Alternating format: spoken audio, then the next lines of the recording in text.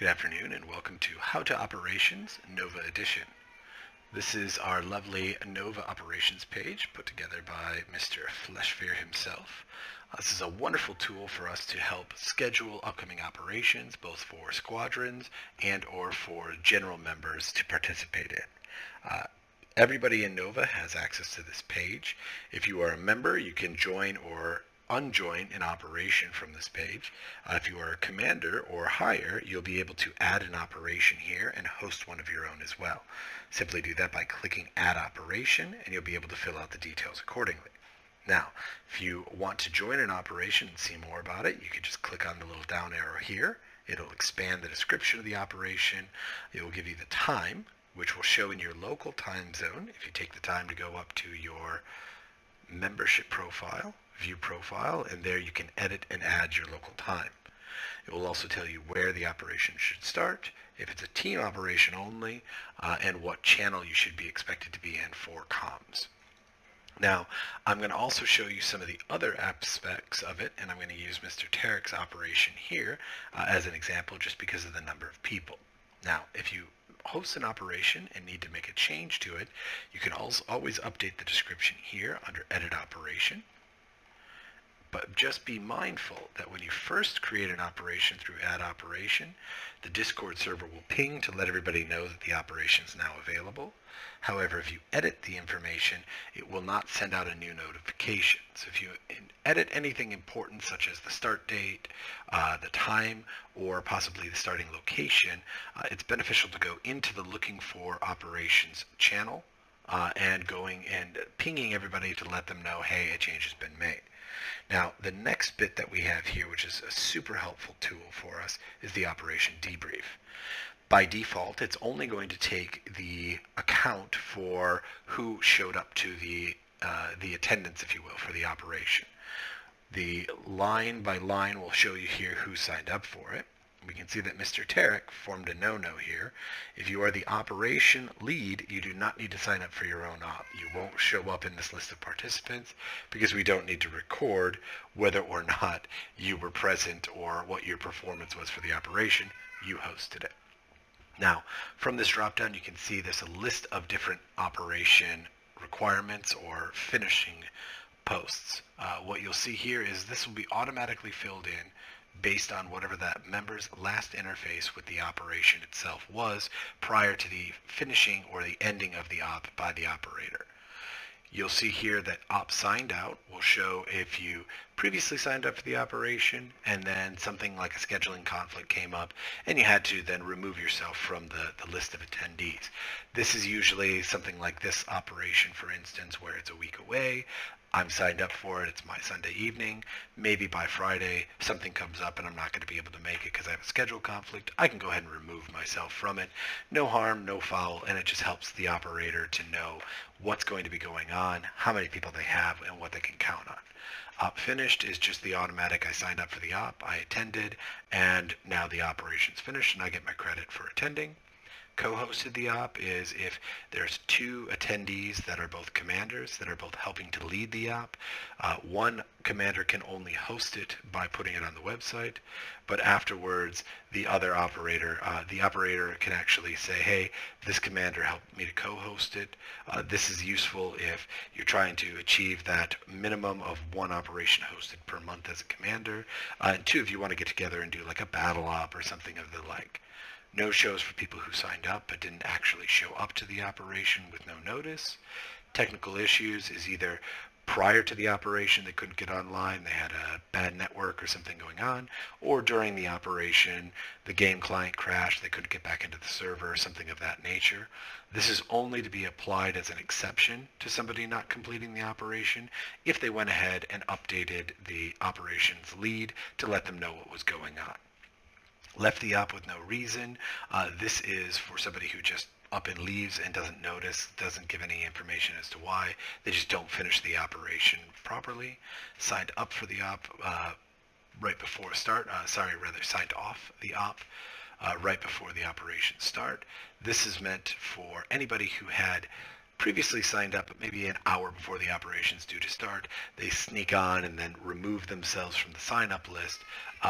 This is something we want to know because usually within a day of the operation starting, the operation lead has seen how many people they have, what they can count on, and they may have already started assigning people to teams or different roles that were important. Next, we have the mission debriefing. This allows you to do a notation of the brief of what was going on with the operation. You can write down an after-action report. You can write down notes on particular members who were there.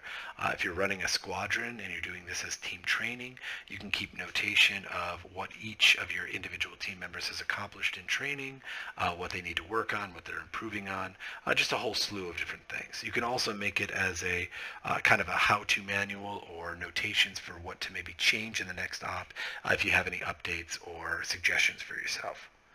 For mission accounting, this is to help with the economics and doing profit share splits. Mostly this is going to be applicable for mining operations and trade run operations. You're really not going to want to need it for something like going out and doing bounty hunting as an operation, as you can share the mission in-game now and it will automatically divide the profits equally amongst all the members who were present. Now you can see here, as we mentioned before, Tarek signed up for his own operation, so he now shows up twice in the mission accounting. That will affect the total mission accounting in the end, because it will be one more individual person that the system will then calculate when dividing the profit amongst everybody equally. But for this example, we can go beyond it and just ignore it for now.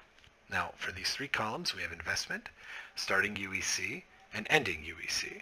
The reason why we have the starting UEC and the ending UEC is because we want to properly calculate how much profitability was actually earned. We know the general amounts that each of the trade runs should make as far as a profit, but because the prices tend to fluctuate, because things can happen in an operation, the easiest thing to do was just to take that person's baseline, what they had in their account when they started, and what they finished with, and be able to calculate a profit from there. Investment then is the amount of money that an individual member who's attending the op made available to the operation so that the operation could function properly. This is only the amount here that is being presented. And this amount here is actually not going to be used in the op whatsoever. This is that person's personal amount of money. This also ensures that this is the money that's credited back to them before operation profits are calculated. So that way they don't lose money on being part of the op. So as an example of the figures, we're going to run through it as if Tarek, Skippy, Normandy, and Lou all were running a Caterpillar. And they all put in some amount of money with the exception of Tarek. We're going to say that Tarek only had 150,000 UEC to start. He didn't have the money to run a Caterpillar, which requires about 400,000 capital in order to do a run of titanium.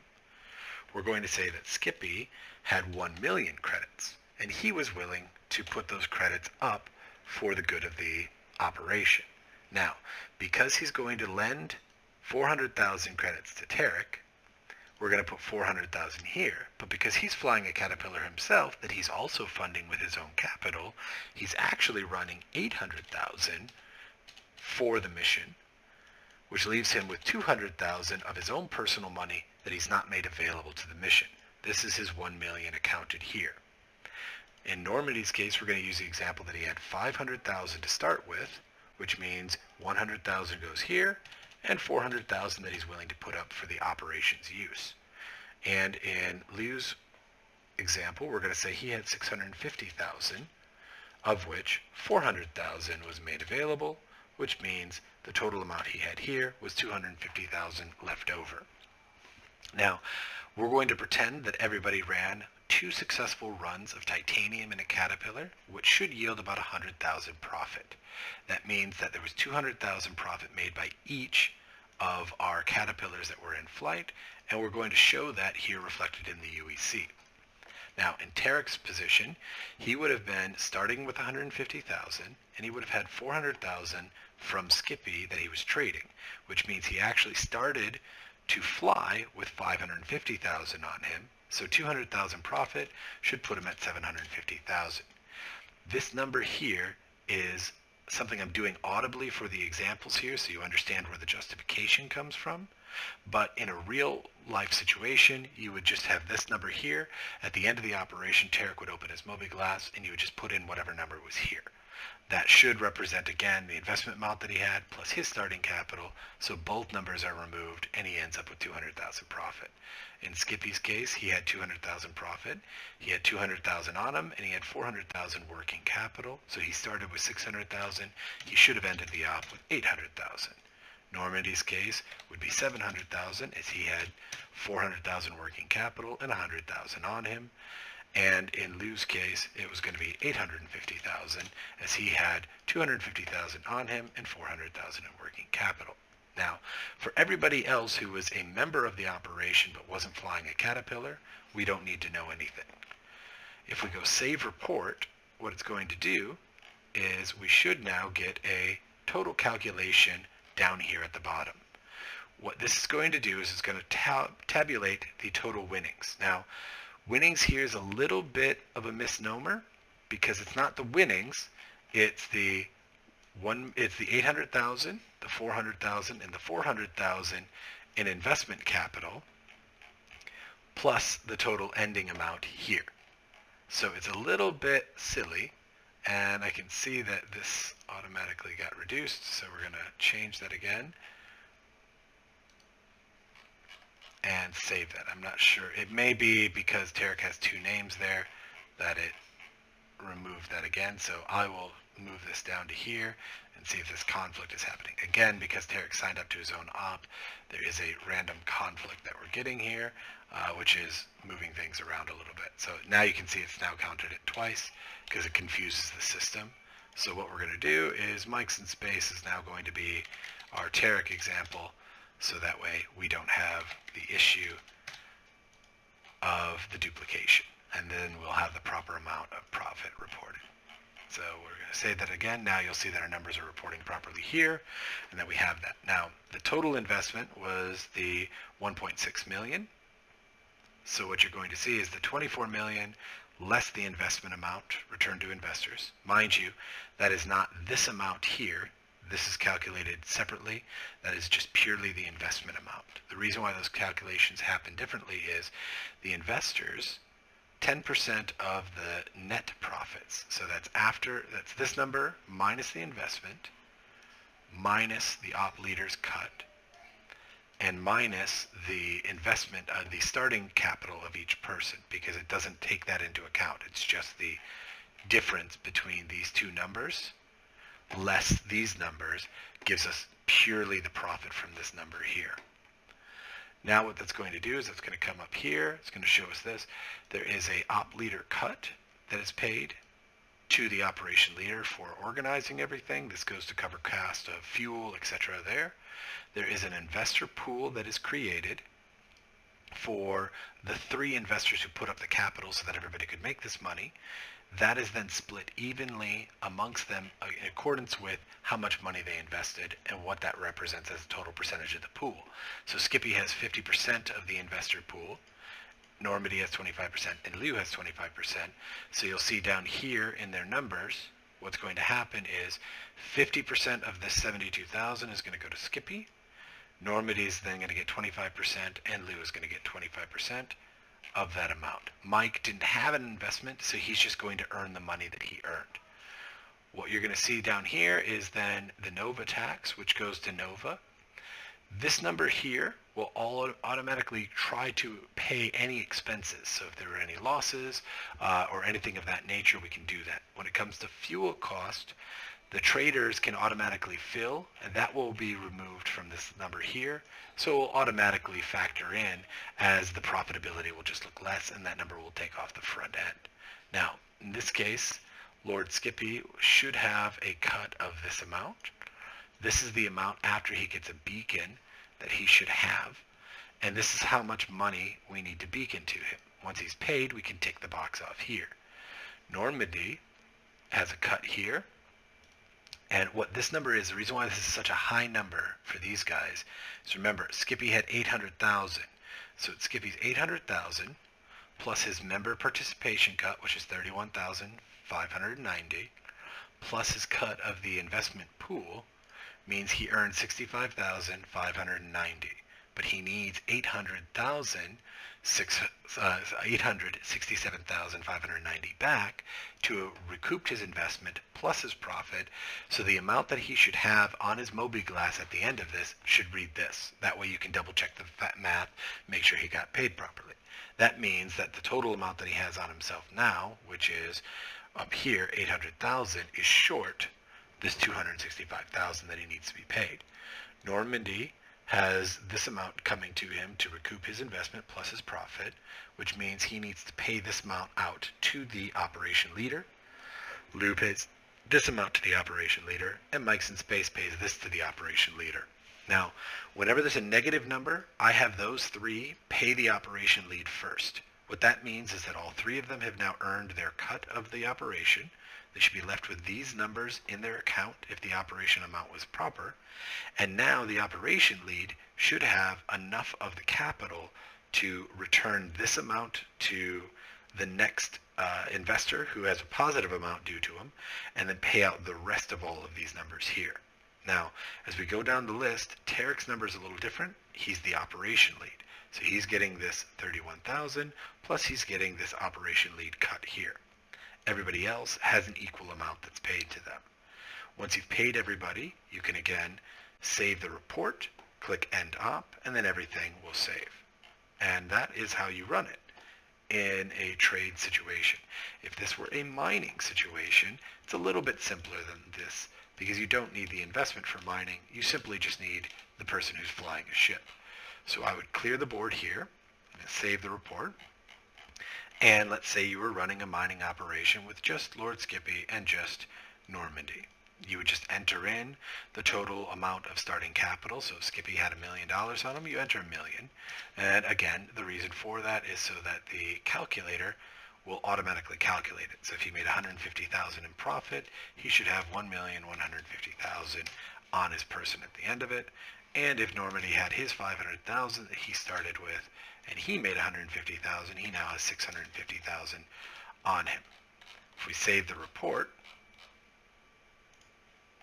it will then break everything up evenly again. So you'll see here, this is the total winnings, operation lead cut. The members cut each get this amount because we have to return these bits here. And Novatax is 30,000. And you'll see here, everybody gets this amount. So first, the operation leader would retrieve this amount from Skippy, and they'd retrieve that amount from Normandy. That should leave them with these amounts here, which means they each got their cut. There's no investment amounts to return, so it's just purely cutting up the profit, leaving them with their original amounts of money that they had. The reason, again, why you have to do this, it's their ship. Only they can sell to the refinery, so the money earned is going to go on top of whatever money they started with, and we don't want this $500,000 to show up here as a profitability and then split amongst all the members. Again, you just tick the box and you can go down the line and pay everybody out accordingly. Pretty simple.